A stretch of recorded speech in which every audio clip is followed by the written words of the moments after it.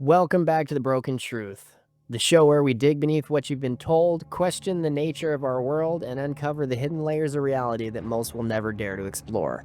If you're new here, I'm your host, Garrett. Make sure to follow, leave a review, and join the inner circle through the link in the description.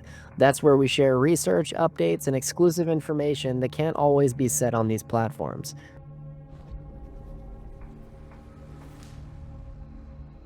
Nothing stays buried forever. Now, tonight, we're diving into a topic that blends science, metaphysics, and the unexplained. The concept of dimensions beyond our own, and how they might connect to the existence of ghosts, spirits, and the very nature of the human soul. Let's start with the basics.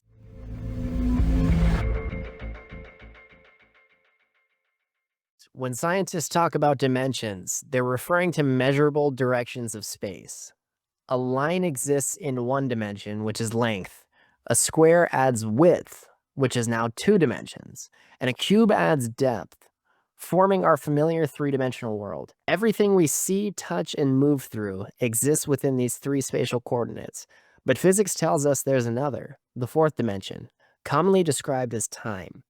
In the early 1900s, Albert Einstein's theory of relativity redefined our universe as a fabric woven of both space and time. Space-time. Every object, from the smallest atom to the largest galaxy, moves along this 4-dimensional fabric.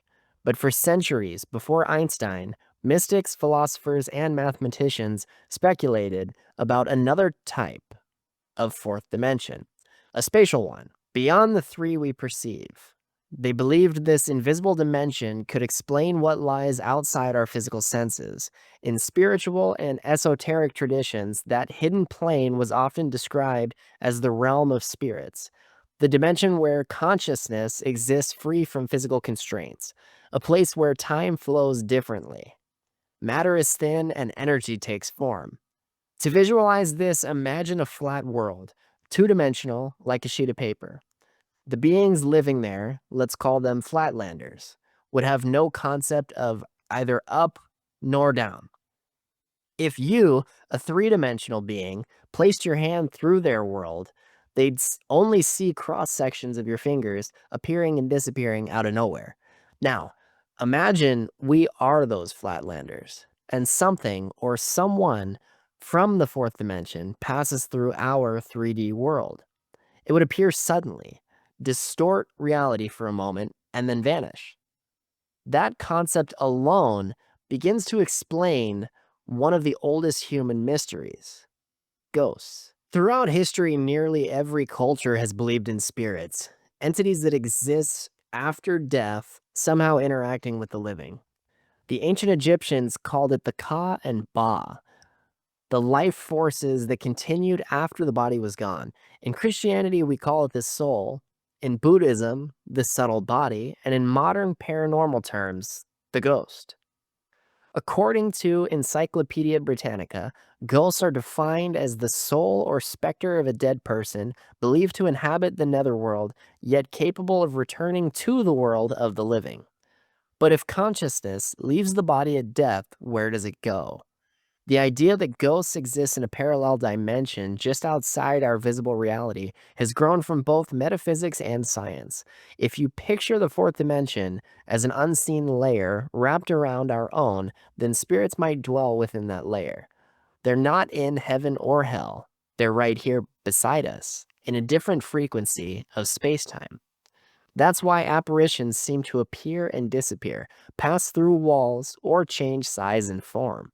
If a 4D being passed through 3D space, we'd only see slices of it, faint outlines, shifting shapes, or quick flashes of energy.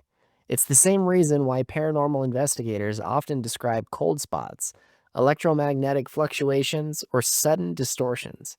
They may be detecting a momentary intersection between our dimension and another, what spiritualists call thin places. As one researcher described it, the veil between worlds is paper thin. If that veil exists, it would explain not just hauntings, but also why some people perceive spirits while others do not. Here's where things get quite fascinating. Many spiritual traditions teach that everything in existence vibrates, from the densest rock to the most ethereal thought. Science agrees in part. Atoms are made of particles in constant motion, held together by vibrating energy fields. The theory goes that spirits or consciousness, without form, vibrate at a higher frequency than physical matter. Most of us live at a dense material frequency, what mystics call low vibration. But a few individuals, physics, empaths, or children, may operate at a higher resonance, closer to that of the spirit world. This could be why some people see ghosts while others never do. Children, for example, are known to experience more paranormal phenomena. Neurologically, their brains produce more theta waves, a dreamlike, intuitive frequency associated with imagination and openness. They haven't yet developed the skepticism or logic filters that adults rely on. In essence, their minds are still tuned to receive what adults have learned to block out. As we grow, we focus on what our senses can measure. Sound, sight, touch, and everything else gets filtered as noise. But what if that noise is another dimension? Mediums and sensitives describe this in terms of tuning in. They claim to raise their personal vibration to match that of the spirit they're connecting with. Spiritual teacher Sonny Johnston explains beings in the spirit world will never lower their vibration to meet us. We must raise ours to connect with them. In more grounded scientific terms, the human brain can detect only a narrow frequency range. We see a sliver of the electromagnetic spectrum. We hear only a slice of available sound waves. And yet, there are frequencies all around us that we cannot detect. So, what if ghosts exist within those unseen bands of energy, like ultraviolet light or infrared sound? In the 1980s, engineer Vic Tandy discovered something remarkable. In his lab, he kept feeling a presence and seeing a gray figure in his peripheral vision.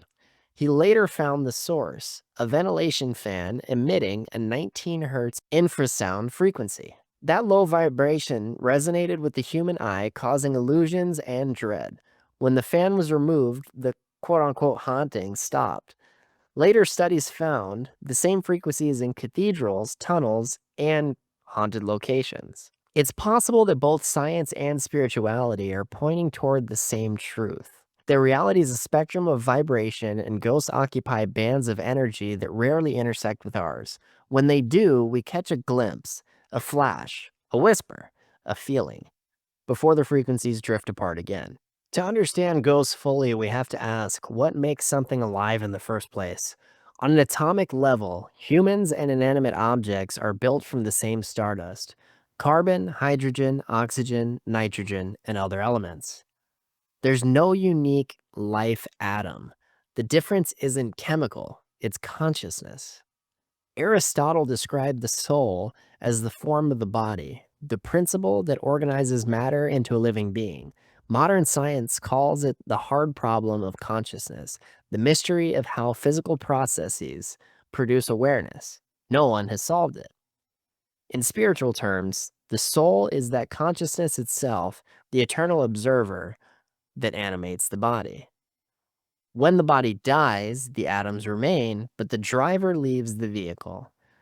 Most traditions teach that this essence persists, whether it's called the spirit, the atma, or the energy body. Some souls move to higher planes, others reincarnate, and some, for reasons emotional, karmic, or unfinished, stay behind. Those are the entities that we call ghosts.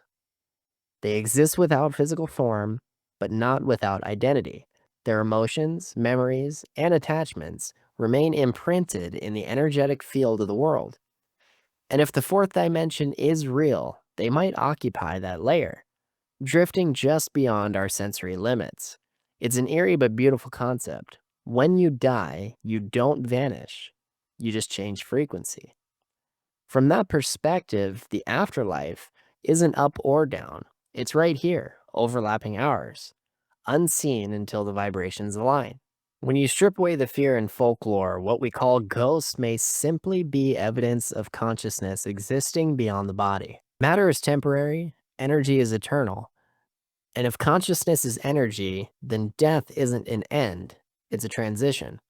Perhaps ghosts aren't lost souls at all, but echoes of the same dimensional fabric that gave birth to life itself, a glimpse into a universe far more complex than our eyes can perceive. The next time you walk into an empty room and feel the air change, the next time you sense that someone's there when no one is, ask yourself, are you imagining it, or did two dimensions just intersect for a brief moment in time? Maybe reality isn't three-dimensional after all. Maybe it's infinite, layered, and alive with energy that never truly dies. Thank you for listening to The Broken Truth. If this episode challenged your perspective, comment your thoughts, leave us a review, and share it with a friend who questions the unseen world. And don't forget, join the Inner Circle, our private email list, to access exclusive research, deep dive PDFs, and information that can't be shared publicly. The link is in the description. Until next time, stay curious, stay awake, and never stop questioning, because the truth is never broken.